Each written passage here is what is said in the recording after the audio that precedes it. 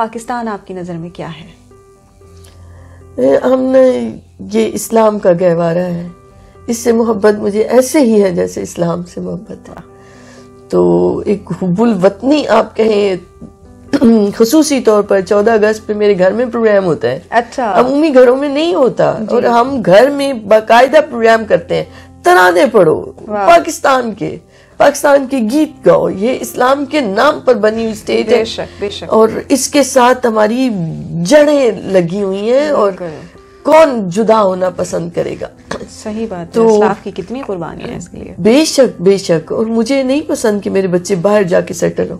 اچھا. کیوں؟ ہم پاکستان میں رہے. ہم پاکستان سے ہم نے بہت کچھ حاصل کیا ہے، ہم پاکستان کو ریٹرن میں دیں کچھ. صحیح بات ہے. تو میرے بیٹے کی خواہش تھی، میں نے کہا جاؤ تعلیم حاصل کرنے جاؤ، وہاں سے سیکھ کر آؤ، واپس آؤ پاکستان. یہاں پر آگے سکھاؤ. رہنا یہیں پر ہے اور دینا یہیں پر ہے، جو کچھ تم سے ڈیلیور ہو سکے.